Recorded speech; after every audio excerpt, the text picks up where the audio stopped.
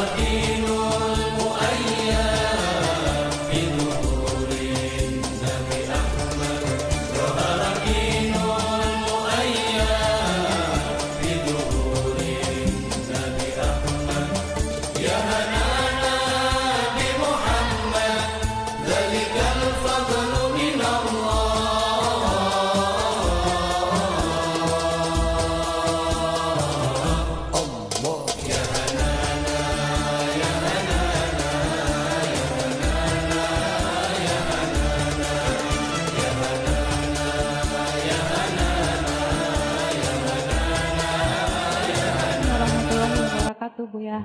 Assalamualaikum. Saya mau menanyakan, sebenarnya kalau kita habis sholat berjamaah itu, ada orang yang sama-sama tahlilan, ada juga saya lihat waktu saya umroh itu tidak perlu baca tahlilan bareng subhanallah bareng-bareng gitu, langsung selesai tinggalkan sholat. Itu yang benar itu bagaimana Bu ya? Apa kita berjamaah baca berzikir atau selesai sholat udah gitu aja? Makasih Bu ya. Assalamualaikum. Ibu, apa yang selama ini ibu dengar? Apa yang selama ini ibu dengar? Baik, biarkan yang pernah ibu dengar taruh di laci dulu. Sekarang ibu dengar ilmu baru di sini. Ilmu baru berbunyi, Nabi Muhammad pernah mengingatkan Sayyidina Mu'adz bin Jabal dengan hadis musalsal bil mahabbati. Jadi hadis dinukil dari guru ke murid dengan kalimat inni uhibbuk, aku mencintaimu. Hadis sahih. Nabi Muhammad pernah berkata kepada Sayyidina Mu'adz, ya Mu'adz, inni uhibbuk, wahai Mu'adz, aku mencintaimu. Oh Allah, Rasulullah yang mengatakan aku cinta kepadamu. Dahsyat. Kul, katakanlah wahai Mu'adz, dubura kulli salatin, setiap habis salat, Allahumma a'inni ala dzikrik wa syukri wa husni ibadatik. Setiap habis salat kau baca Allahumma a'inni ala dzikrik wa syukri wa husni ibadatik. Ini menunjukkan bahwa zikir setelah salat itu ada. Dan subhanallah, subhanallah juga itu diajarkan oleh Nabi dalam riwayat sahihah, dibaca setelah salat. Ayat kursi dibaca setelah salat. Jadi zikir-zikir setelah salat itu banyak dibaca oleh Nabi sallallahu alaihi wasallam. Termasuk istighfar setelah salat. Jadi istighfar setelah sholat, baca ayat kursi setelah sholat, baca tasbih setelah sholat, baca tahlil la ilaha setelah sholat, itu diajarkan oleh Nabi sallallahu alaihi wasallam satu. Jadi zikir setelah sholat itu ada. Yang mengatakan tidak ada ilmu sama sekali. Kenapa? Jelas riwayat dari Nabi sallallahu alaihi wasallam. Gak ada yang mengingkari tentang zikir setelah sholat atau yang sering disebut dengan wirid. Kemudian cara bacanya bagaimana? Boleh tidak kita ngangkat suara? Diam-diam atau ngangkat suara? Kalau saya mengatakan subhanallah, subhanallah, subhanallah, boleh atau tidak? Siapa yang melarang? Ayo, yang melarang siapa? Yang mengatakan mengangkat suara dalam zikir adalah bid'ah. Dia sendiri ahli bid'ah itu. Imam Bukhari menjelaskan bahwa inna raf'as sawti bidzikri idzan sarafu minal maktubati kana fi ahdin Nabi sallallahu alaihi wasallam. Di dalam kitab Sahih Bukhari disebutkan bahwa sesungguhnya mengangkat suara dalam berzikir, kalau mereka para sahabat itu selesai sholat, ngangkat suara dalam berzikir itu sudah mulai pada zaman Nabi sallallahu alaihi wasallam. Kurang jelas apa? Jadi zikir ngangkat suara itu maksudnya keras, subhanallah, subhanallah, subhanallah, boleh. Cuman orang yang suka menyesatkan orang itu nggak puas. Ya, zikir bersuara sih boleh. Cuman yang ngajari bareng-bareng itu siapa sih? Sekarang zikirnya Ini kemana-mana lagi. Sekarang tanyakan, adakah larangan zikir bersama-sama?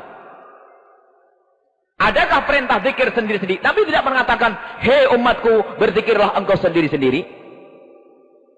Tidak ada. Dari mana larangan itu? Kita berzikir rame-rame. Subhanallah. Memang banyak orang sakit. Siapa yang melarang kita zikir bareng-bareng? Dari mana ada riwayat? Tidak pernah dicontohkan Nabi SAW. Nabi menyuruh berzikir sendirian dan bareng-bareng sama. Solawat sendirian boleh, bareng-bareng juga boleh. Siapa yang melarang zikir bareng-bareng? Suruh nerjemahkan ini ayat ini yang berbunyi. Innallaha wa malaikatahu yusalluna 'alan nabi. Malaikat Allah dan malaikat bersalawat kepada Nabi sallallahu alaihi wasallam. Ya ayyuhalladzina amanu, wahai kalian semua orang-orang yang beriman, sallu, bersalawatlah kalian semua. Sendiri atau rame-rame? Itu yang bisa baca. Sendiri atau rame-rame? Oh, kalian semua berselawatlah. Tapi nggak ada keterangannya. Awas jangan rame-rame. Justru dalam mesyuaratnya jamak di sini kamu bareng ya mangga ini. Al-Quran sudah jelas. Mau apa mereka itu orang yang suka ngelarang-larang itu? Memang kalau sudah sakit parah itu susah diobati. Kurang apa yuk? Kadang-kadang menjelaskannya pakai bahasa apa? Bahasa Jawa nggak ngerti. Bahasa Indonesia nggak ngerti. Bahasa Arab. Jadi pakai bahasa binatang itu.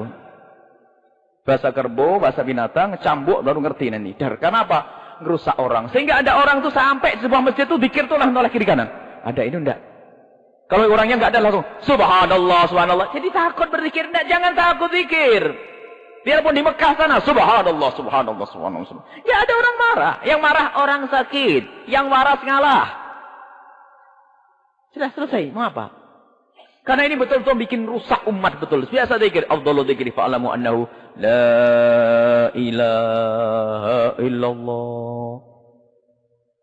Kemudian faedahnya lagi kalau zikir dipimpin oleh seorang imam. Itu bagi yang tidak hafal bisa ikut-ikutan. Dan ini wah faedahnya. Yang ngantuk jadi melek. Yang pengen buru-buru jadi nggak enak. Faedahnya banyak, mau dilarang. Yang mau pergi boleh, namanya sunnah kok ya. Baik, itu saja ibu ya. Jadi ilmu yang kemarin taruh di laci itu ya. Sekarang pakai ilmu baru, ibu zikir yang terang-terangan. Tidak usah ragu-ragu. Subhanallah, subhanallah, subhanallah. Nah, ya, bid'ah. Ya, tidak usah. Kenapa zikir bid'ah ini? Tidak usah zikir bid'ah. Zikir Allah, Allah, Allah, subhanallah, subhanallah. Tidak usah zikir bid'ah. Enggak ada. Kalau ya badi, nyebut nama Allah, ya badi. Jangan ya bid'ah. Ini enggak ada. Baik. Ini selesai. Baik, jelas ya. Assalamualaikum ya Rasulullah.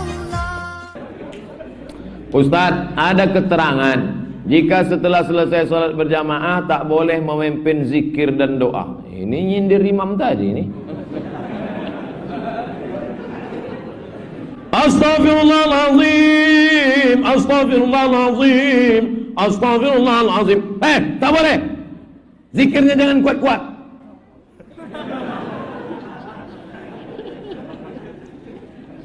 Kanal jahru bizikri fi ahdin Nabi sallallahu alaihi wasallam. Hadis riwayat Abdullah bin Abbas. Zikir jahar sejak Nabi masih hidup. Bukan dibuat-buat oleh sahabat Nabi. Waktu itu Abdullah bin Abbas di luar masjid, dia dengar suara takbir dari dalam masjid, salat sudah selesai. Kira-kira kalau ada orang mendengar suara takbir di luar masjid, itu suaranya kuat atau pelan? Mikrofon udah ada atau tidak zaman Nabi? Mana ada? Tak ada nih zaman Nabi. Mikrofon tak ada. Maka ketika itu Nabi kata, Allahu Akbar, Allahu Akbar, Allahu Akbar, Allahu Akbar. Dengar apa tidak yang keluar tadi? Begitulah suara Nabi dengan sahabat waktu. Jadi zikir kuat itu sudah ada sejak zaman Nabi. Hanya saja ikhtilaf ulama. Menurut mazhab Syafi'i, kenapa Nabi zikir kuat? Untuk mengajar makmum, bukan mengajar mak-mak. Mengajar makmum. Setelah makmumnya tahu, maka tidak lagi kuat. Itu mazhab Syafi'i. Tapi kalau mazhab Hambali, zikir jahar terus, baik makmumnya sudah tahu maupun tak tahu, terus jahar. Sama macam imam sebelum sholat, luruskan shaf. Kira-kira makmum tuh tahu tak lurus shaf? Tahu. Kenapa diingatkannya terus? Luruskan shaf. Kalau di Pekanbaru, luruskan shaf. Kalau di Bengkalis, luruskan shaf, matikan HP. Kalau di Dumai, luruskan shaf, simpan batu cincin.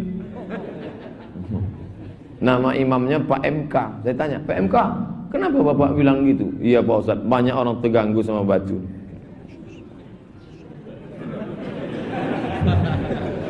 Tengok, Sungai Dareh. Ustadz nyindir orang pakai cincin, enggak, saya pakai cincin. Maka dari tadi pakai ini.